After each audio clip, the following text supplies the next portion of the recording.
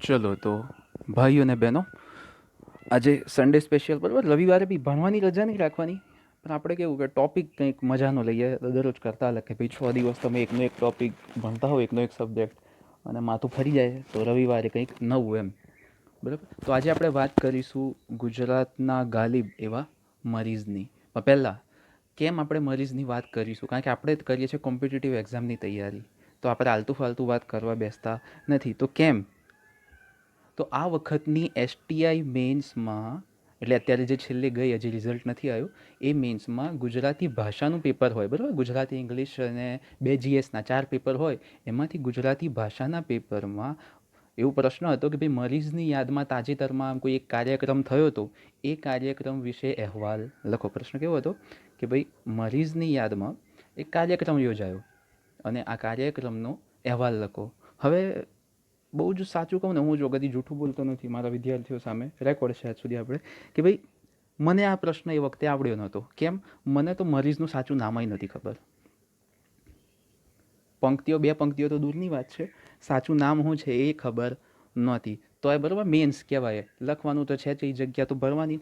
તો કે ભાઈ એ કાર્યક્રમ યોજાયો અને મરીઝની યાદમાં બધાએ આમ કહ્યું ને તેમ કહ્યું. હવે એ નથી ખબર જીવે છે કે મરી ગયા, બરાબર, તો એ અહેવાલ લખ્યો હતો. એટલે કહેવાનો મતલબ કે ઓબ્વિયસલી માર્ક નથી મળવાના, બરાબર, પણ કેવું છે કે પહેલી વાર વસ્તુ ના આવડે ચાલે, બીજી વાર વસ્તુ ના આવડે તો મૂર્ખામી કહેવાય. એટલે કે હવે પછી મરીઝ ગમે ત્યાં પૂછાય, ગમે એવી રીતે પૂછાય, આવડવા જોઈએ, બરાબર. તો ઘણા મારી જેમ હશે કે એ વખતે સાહિત્યમાં રસ પણ નહીં ધરાવતા હોય, બરાબર. મેં જીવનમાં સાહિત્ય નહોતું વાંચ્યું લોકડાઉન પહેલાં, બરાબર, લોકડાઉનમાં જ સાહિત્ય લઈને બેઠો. તો એ વખતે મને આ પ્રશ્ન નહોતો આવડ્યો.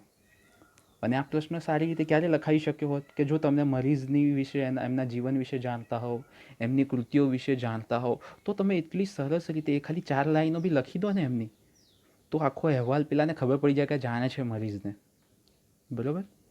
તો એટલા માટે, ફોર ધ રીઝન કે ભાઈ પરીક્ષામાં પૂછાયા, એટલા માટે આપણે જોઈએ છે એમના વિશે આજે, બરાબર. તો ઘણા જે છે કે ભાઈ વિડીયો ચાલુ થાય પહેલાં એ વિચારે કે આ પરીક્ષા માટે શું કામનો, બરાબર, તો 10 માર્કના કામનો હતો, બરાબર. ચલો જોઈએ એમના વિશે.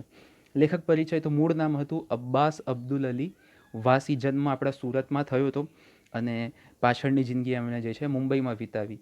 એમનું ઉપનામ હતું મરીઝ, જે એમને જે છે એમના ગુરુ હતા અમીન આઝાદ, બરાબર. એમણે જે છે એમને મરીઝ ઉપનામ આપ્યું હતું. જીવન થોડું મુશ્કેલી ભર્યું રહ્યું હતું કે ભાઈ સુરતમાં પેદા થયા, એમની માતાનું ટીબીમાં મૃત્યુ થઈ ગયું બહુ નાની ઉંમરમાં. પછી ભણવામાં રસ હતો નહીં તો બાપાએ ઘરમાંથી કાઢી મૂક્યા, બરાબર. મુંબઈ જઈને પેલા જૂતા ચપ્પલની ફેક્ટરીમાં કામ કરવા લાગ્યા. બહુ પગાર હતો નહીં અને ઓછા પગારે પ્રેમ થાય તો એ સફળ થાય નહીં, બરાબર. તો એના ચક્કરમાં પછી એમણે નોકરી બી છોડી દીધી. પછી જર્નાલિઝમમાં બેઠા, બરાબર. અને શાયરી તો ચાલુ જ હતી, ગઝલો લખવાની ચાલુ જ હતી, બરાબર. ઓલ ઇન્ડિયા રેડિયોના પરના મુશાયરામાં પહેલીવાર એમણે ગઝલો પ્રસ્તુત કરી ભારત સામે. સ્વતંત્રતા સેનાની પણ રહ્યા, બરાબર. 1942ના ભારત છોડો આંદોલનમાં ભાગ લીધો, બરાબર. પણ 1983માં એક રિક્ષા જોડે એમનું એક્સિડન્ટ થયું, રિક્ષાવાળાએ ઠોકીને જતો રહ્યો અને એ પછી એમને મૃત્યુનું કારણ બન્યું. તો આ એમના થોડુંક એક બેઝિક જીવનની થોડી એમની એક ઓવરવ્યૂ આપી દીધો, બરાબર. એમનો ગઝલ સંગ્રહ એમના જીવતે જીવ ફક્ત એક જ રજૂ થયો હતો, નામ હતું આગમન. મરીઝના જીવતે જીવ એમને એક જ ગઝલ સંગ્રહ રજૂ થયો હતો, આગમન, 1975માં. દ્વિતીય ગઝલ સંગ્રહ નકશા રજૂ થયો હતો 1984માં, જે મરણ ઉપરાંત હતો. 83માં એમનું દેહાંત થઈ ગયું હતું. 84માં એમનો નકશા રજૂ થયો હતો. અને અત્યારે જે સૌથી વિસ્તૃત ગઝલ સંગ્રહ કે જે મારી પાસે છે એ છે સમગ્ર મરીઝ. સંપાદન કર્યું છે એનું રાજેશ વ્યાસ, એમનું ઉપનામ છે મિસ્કીન. અને આમાં જે છે એમની અત્યાર સુધીની બધી ગઝલો, બધી નઝમો, બધી શાયરીઓ સંકલન કરવામાં આવ્યું છે બહુ સારી રીતે. અને ઘણું તો એવું સંકલન કરવામાં આવ્યું છે કે એમની ફાટેલી ડાયરીઓના છૂટા પાના ઉપર મળેલી શાયરીઓ હોય કે એમ ઘણી બધી એવી અંગત શાયરીઓ હોય કે ક્યાંય કદી પબ્લિશ થઈ ન હોય, તો એવી શાયરીઓનું પણ આમાં સંકલન કરવામાં આવેલું છે. ઓવરઓલ 450 કરતાં વધુ ગઝલો છે અને શાયરીઓ છે, બરાબર. તો કોઈને જો શોખ હોય તો વાંચી શકો છો. એમને જે છે એક જ એવોર્ડ મળ્યો છે અત્યાર સુધી, પ્રેમાનંદ સુવર્ણ ચંદ્રક 1900 84માં એમનો જીવનમાં એકમાત્ર એવોર્ડ મળ્યો છે, બરાબર. પણ ઉપનામ ઘણા મળ્યા, ઉપમાઓ ઘણી મળી. ઘણાએ એમને ગુજરાતના ગાલિબ કીધા, ઘણાએ એવું કીધું કે મરીઝ વગર તો ગુજરાતમાં ગઝલોની કલ્પના પણ કરી શકાય તેમ નથી, બરાબર.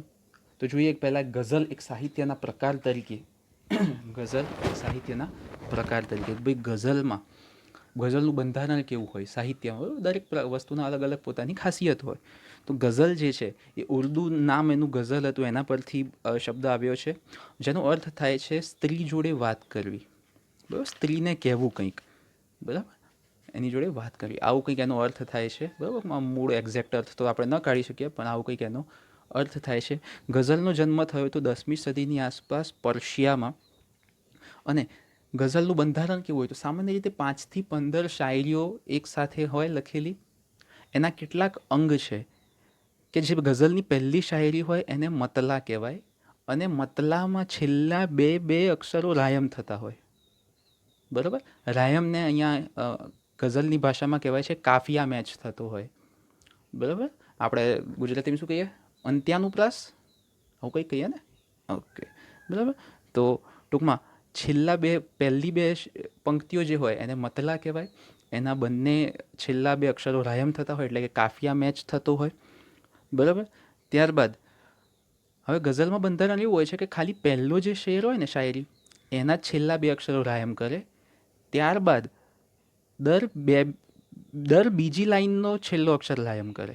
જુઓ, આ પણ છે, પણ એક લાઈન છોડી છે કે જુઓ અહીંયા છે પણ રાયમ નથી કરતા, રહ્યા પણ રાયમ નથી કરતા, પણ આ પણ અને પણ રાયમ કરે છે, એટલે કે દર બીજી લીટીનો છેલ્લો અક્ષર રાયમ કરે પછીથી, બરાબર.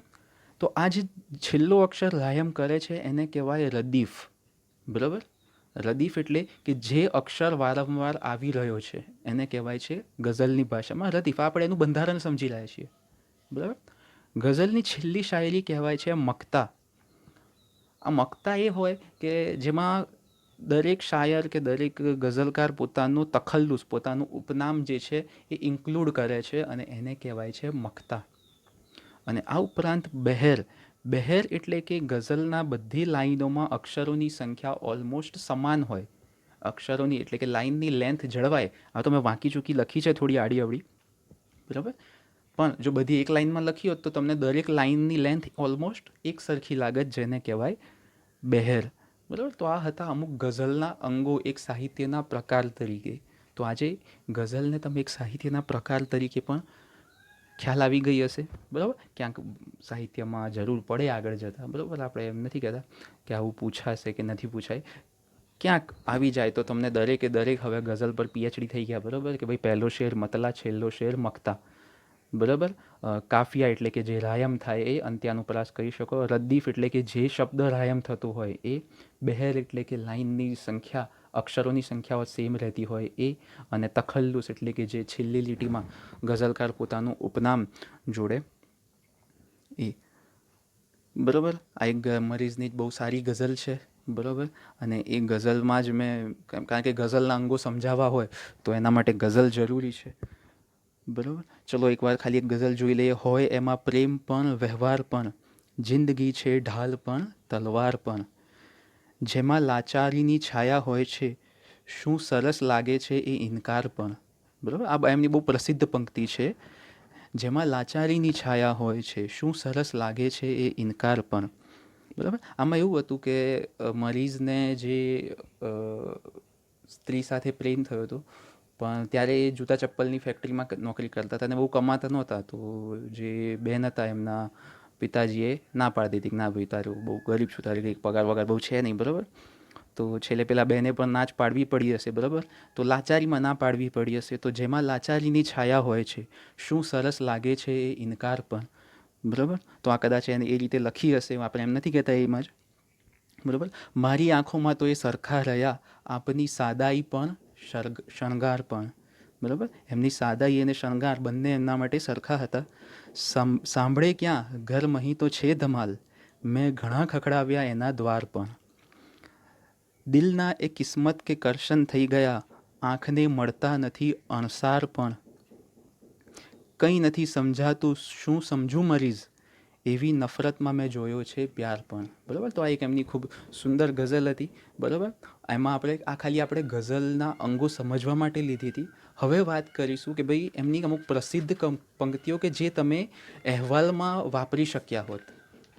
અહેવાલમાં આવી ગઝલ ના લખાય અહેવાલમાં. બરાબર, અહેવાલમાં એવું ના લખાય. ચલો, તો પહેલી ગઝલ કે જે અહેવાલની શરૂઆતમાં તમે લખી શક્યા હોત, જે STI મેન્સનો આન્સર હતો, એની શરૂઆત જ હું માનું છું કે આ ગઝલથી કરી હોય, આ બે પંક્તિઓથી, તો બહુ મસ્ત થાય કે હો ગુલજરીની ઓથ કે ઉર્દૂની ઓ મરીઝ, ગઝલો ફક્ત લખાય છે દિલની જબાનમાં.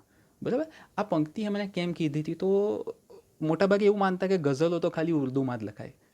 અને ઇવન એક ભાષાશાસ્ત્રી હતા J.E. સંજાણા, એમણે તો એવું કહી દીધું કે ભાઈ ગુજરાતી જેવી માંદલી ભાષા, આ ગુજરાતીના ભાષાશાસ્ત્રી કહે છે, હું નથી કહેતો, અને એમણે બહુ પહેલાં કીધું તો ચડીના બેસતા એમના પર બોયકોટ J.E. સંજાણા કરી. તો ગુજરાતી એક ભાષાશાસ્ત્રી હતા J.E. સંજાણા, એમણે કીધું હતું ગુજરાતી જેવી માંદલી ભાષામાં ગઝલ સર્જન સહેલું નથી, આવું એમણે કીધું હતું. બરાબર, તો ત્યારે મરીઝની આ પંક્તિઓ યાદ આવે કે હો ગુલજરીની ઓથ કે ઉર્દૂની ઓ મરીઝ, ગુજરાતી હોય કે ઉર્દૂ એનાથી ફરક નથી પડતો, ગઝલો ફક્ત લખાય છે દિલની જબાનમાં.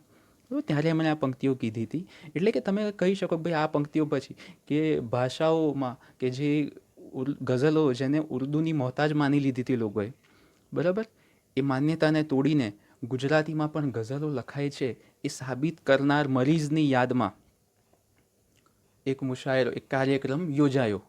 બરાબર, તો આવી બે પંક્તિઓ શરૂઆતમાં તમે ઉમેરી શકો. બરાબર, પછી મરીઝે કલાનું મહત્ત્વ કેવું સમજાયું, બે પંક્તિઓ એના પર છે કે એ તો બની ન શકતે જગતમાં કલા વિના, સમજાઈ જાય વાત અનુભવ થયા વિના. બરાબર, એટલે કે જીવનમાં કોઈ વાત જે છે સારી રીતે ક્યારે સમજાય કે યા તો અનુભવથી સમજાય યા તો કલાથી સમજાય. બરાબર, તો આ પણ એક પંક્તિ એવી છે કે જે તમે અહેવાલમાં વાપરી શક્યા હોત કે મરીઝે જે છે કલાનું મહત્ત્વ કઈ રીતે બતાવ્યું. બરાબર, તો કે એ તો બની ના શકતે જગતમાં કલા વિના, સમજાઈ જાય વાત અનુભવ થયા વિના. અને જો એવી જ પંક્તિઓ લઈએ છે કે જે તમે ક્લાસ 1 to 2ના એસેમાં પણ યુઝ કરી શકો કે ભાઈ કલાને લગતું કોઈક એસે પૂછાય તો આ બે પંક્તિઓ તમે એમાં વાપરી શકો. બરાબર, ચલો પછી શું, આ બધી એવી જ પંક્તિઓ લઉં છું કે જે એસેના પોઈન્ટ ઓફ વ્યૂથી પણ કામ લાગે. બરાબર, એક્ઝામ ઓરિએન્ટેડ પંક્તિઓ લઈએ છીએ.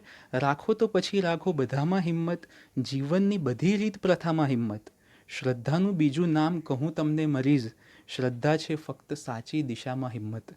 બરાબર, તો આ એક એવી વસ્તુ છે કે જે શ્રદ્ધા અને હિંમતને લગતું એનું જે છે ઘણો મર્મ 4 પંક્તિઓમાં સમજાવી જાય છે. બરાબર, છેલ્લે મરીઝ એવું કહેતા કે જ્યારે સમજીને કોઈ વાંચશે મારી ગઝલો, એ સમય આવશે મારા મરણની પાછળ. બરાબર, એટલે કે વ્યક્તિની કદર જે છે એના મર્યા પછી વધારે થાય છે. આપણે પહેલાં ભાઈનું જ જોઈ લો, સુશાંત સિંહ રાજપૂત. બરાબર, અત્યારે એમની એક મરણ ઉપરાંત મૂવી રિલીઝ થઈ છે અને લોકોએ બહુ ઘણો પ્રેમ આપ્યો, પણ કદાચ હું માનું છું કે કદાચ જો એ ભાઈએ જીવતા હોત તો એમની પિક્ચરને આટલો પ્રતિસાદ ના મળ્યો હોત. બરાબર, તો દુનિયા જે છે માણસની કદર મૃત્યુ પછી વધારે કરે છે એવું કહેવા માગે છે આ પંક્તિઓમાં. બરાબર, જો ઘણા જે છે પંક્તિઓ છે કે ભાઈ થાક એનો કદી ઉતરતો નથી જ્યારે બેસી રહે છે ઘર કોઈ.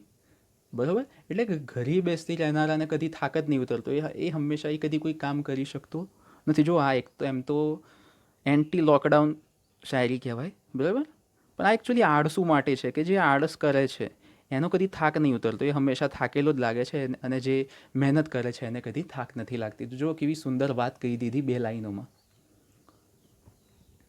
બરાબર, પછી જુઓ આ 4 પંક્તિઓ એના એ માટે છે કે જ્યારે નહીં આપણે કહેતા કે ભાઈ લોકો શું કહેશે. બરાબર, તો જેને લોક ક્યાં કહેગીનો રોગ લાગેલો છે એમના માટે કે દુનિયા ન કોઈ વાત બરાબર કહેશે, લૂંટો જો જગતને તો સિકંદર કહેશે, ખૂબીને રજૂ કરશે ઉલટી રીતે, પાણીમાં કરો માર્ગ તો પથ્થર કહેશે. બરાબર, એટલે લોકો તો આડું જ કહેવાના, લોકો કદી સાચું કહેવાના નથી. તો તમારે એની ચિંતા કરવાની ક્યાંય જરૂર નથી હોતી. આ વાતને કેટલી સુંદર રીતે રજૂ કરી છે મરીઝે એમની આ 4 પંક્તિઓમાં. બરાબર, જો આમ તો ગઝલનો વિષય હોય છે પ્રણય અને વિયોગ. બરાબર, ભારી શબ્દો વાપર્યા પણ સાદા શબ્દો વપરાય નહીં. બરાબર, તો અચ્છા, તો પ્રણય અને વિયોગ પર જતા નથી, કારણ કે છેલ્લે છેલ્લે તમને લોડ પડી જશે ઘણાને.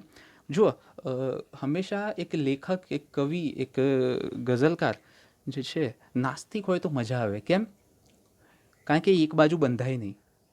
જેમ કે જુઓ, નામ હતું અબ્બાસ વાસી, મુસ્લિમ નામ, બરાબર. પણ કૃષ્ણ વિશે પણ લખ્યું, અલી વિશે પણ લખ્યું, હુસૈન વિશે પણ લખ્યું, બધા વિશે લખ્યું, બરાબર. શું લખ્યું? જો કૃષ્ણ વિશે કેટલું સરસ. હે કૃષ્ણ દે ખબર કે જઈ છાંયમાં બેસું, જે ઝાડની શાખામાંથી તે વાંસળી લીધી, બરાબર. તો શ્રી કૃષ્ણ વિશે પણ મસ્ત લખ્યું. જુઓ, હુસૈન, ઇમામે હુસૈન વિશે કેવું લખ્યું? માલિક છે કરબલાની કથાના હુસૈન એક, સૌના ખુદા છે એક, ખુદાના હુસૈન એક, બરાબર. તો જુઓ, મજા ક્યારે આવે કે ભાઈ શાયર, ગઝલકાર એક બાજુ બંધાય ના. એક નાસ્તિક હોય ને તો મજા આવે, બધી બાજુ લખે, બરાબર. અને ત્યારે જ મજા આવે એમની. જો એમ તો જે છે મરીઝ નાસ્તિક હતા, પણ એમનું જે છે દાઉદી વોહરા સમાજમાંથી બિલોંગ કરતા હતા, સુરતના. અને એના કારણે અમુક વખતે એમની આર્થિક પરિસ્થિતિને કારણે એમને ધાર્મિક પ્રકાશનમાં કામ કરવું પડ્યું હતું. પણ એ ફક્ત એમની આર્થિક તંગીને કારણે. એમની તમે જો આખી શાયરીઓ, ગઝલો વાંચો તો તમને એમની નાસ્તિકતા પણ દેખાય, એમની શ્રદ્ધા પણ દેખાય, બરાબર. અને જેમ આપણે વાત કરી કે એક સ્વતંત્રતા સેનાની રહી ચૂક્યા છે, રહ્યા હતા, હિન્દ છોડો આંદોલનમાં ભાગ લીધો હતો. તો ગાંધીજી વિશે પણ એમણે ખૂબ સરસ પંક્તિઓ લખી છે. એમ તો આખી નઝમ છે બહુ લાંબી, પણ હું એની છેલ્લી પંક્તિઓ જ કહું છું. બન્યા તા શ્વાસ જેનામાંથી એ આંધી નહીં આવે, હજારો મહાત્મા તો આવશે ગાંધી નહીં આવે, બરાબર. તો જો ગાંધીજી વિશે કેટલી સુંદર પંક્તિઓ મરીઝે લખી છે, બરાબર. આજકાલ વારે પ્રસંગે લોકો ગાંધીજી પર આંગળી ઉઠાવે છે, બરાબર. પણ હું માનું છું કે ગાંધીજી કોઈ પક્ષના નહોતા, બરાબર. એ કોંગ્રેસ અલગ, આ કોંગ્રેસ અલગ છે, તો આ કોંગ્રેસના લીધે પેલા ગાંધીજીને ગાળો આપવી એ યોગ્ય નથી, બરાબર. અને ઘણા એવા છે કે જે સરદાર પટેલને માન આપે છે ને ગાંધીજીને ગાળો આપે છે. પણ તમે સરદાર પટેલને વાંચો કોઈક દિવસ જઈને. સરદાર પટેલે ગાંધીજી વિશે જે કથનો કીધા છે એકવાર સાંભળી જશો ને તો પછી ખબર પડશે કે ગાંધીજી કયા લેવલે, શું એમની ઇજ્જત હતી, બરાબર. નો ડાઉટ સ્વતંત્રતાના સંગ્રામમાં ઘણા લોકોના યોગદાન હતા, પણ ગાંધીજીનું મહત્ત્વ એટલું છે કે આખા દેશને એક સાથે લાયા સ્વતંત્રતા માટે લડવા માટે, બરાબર. હતું શું કે ભાઈ બંગાળવાળા પોતાની રીતે લડતા હતા, ઉત્તરવાળા પોતાની રીતે, પશ્ચિમના લોકો પોતાની રીતે, મધ્ય ભારતના લોકો પોતાની રીતે, દક્ષિણ ભારતના લોકો પોતાની રીતે. પણ બધાને એકતાંતરે લાવનારા, સ્વતંત્રતા માટે એકજૂટ કરનારા કોણ? તો હું માનું છું કે એનો શ્રેય ગાંધીજીને જાય છે. અને એમણે કાંઈ નથી કર્યું એવું તો નથી, બરાબર. તો એમને સન્માન ન કરી શકતા હોય તો અપમાન તો ના જ કરવું જોઈએ.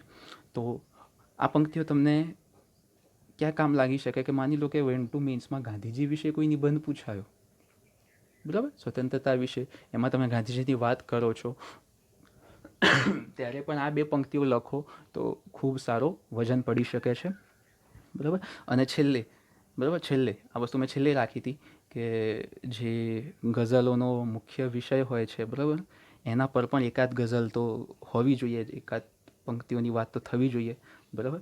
ખરેખર તો બહુ એટલી બધી ગઝલો હતી કે એમાંથી એક સિલેક્ટ કરવી મારા માટે અઘરી હતી, કારણ કે એટલી સિલેક્ટ કરવી પડે, બહુ હાઈ લેવલે ના થઈ જવું જોઈએ, બરાબર, કે લોકો વિડીયો જોતાં જોતાં વિચારોમાં ઉતરી જાય.